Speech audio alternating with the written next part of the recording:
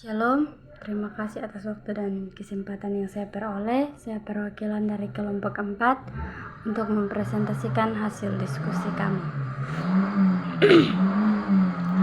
Nama-nama kelompok yaitu Aritana atau MTV, Anita Misa, Arni Upung.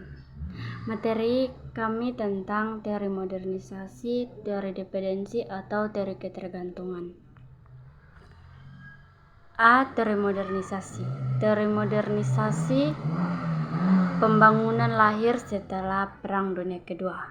Modernisasi adalah progresif yang dalam jangka panjang tidak hanya dapat dihindari atau dapat diinginkan.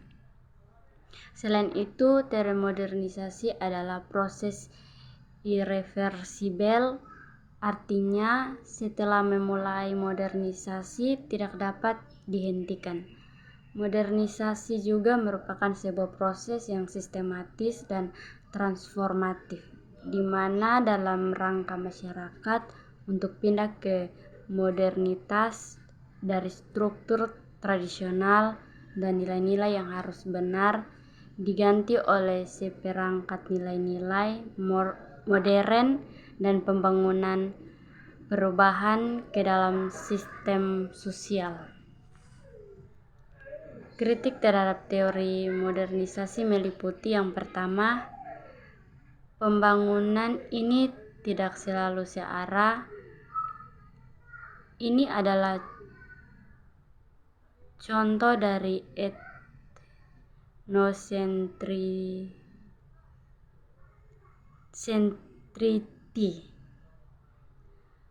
perspektif resto. Yang kedua, perspektif modernisasi hanya menunjukkan satu mungkin model pembangunan. Sebuah set kedua, kritik dari teori modernisasi menganggap perlu untuk menghilangkan nilai-nilai tradisional di negara-negara dunia ketiga, tidak homogen, seperangkat nilai-nilai tradisional, sistem nilai mereka sangat heterogen. Ciri utama masyarakat modern menurut Coleman: 1. Diferensi struktur politik. 2. Sekularisasi politik budaya dengan etos kesetaraan. Yang ketiga, meningkatkan kapasitas sistem politik masyarakat.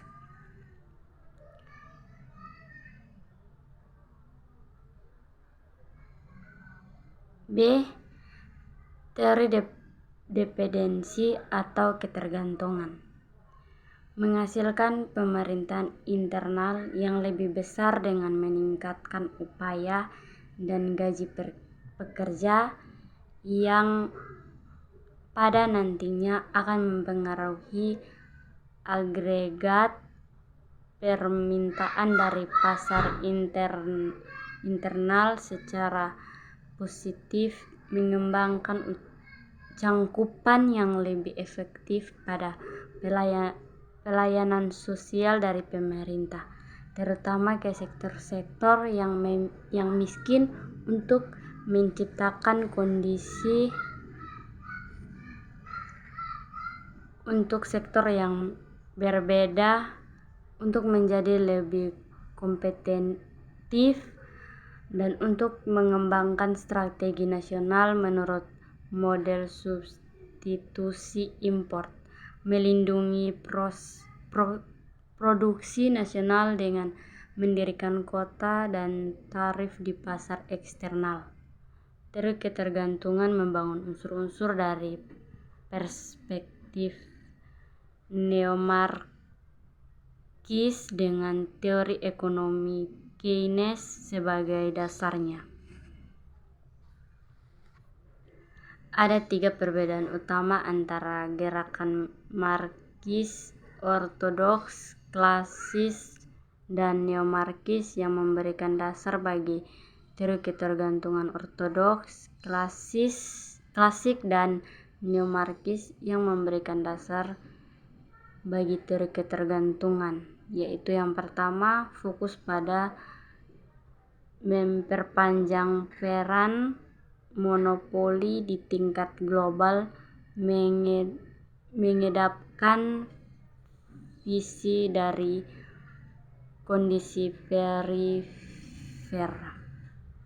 Yang kedua, perlunya sebuah revolusi bourgeois pada pengenalan proses transformasi nasional.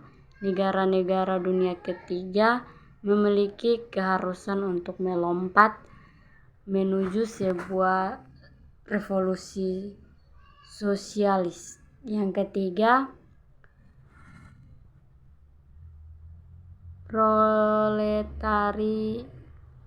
proletariat industri memiliki kekuatan dan dapat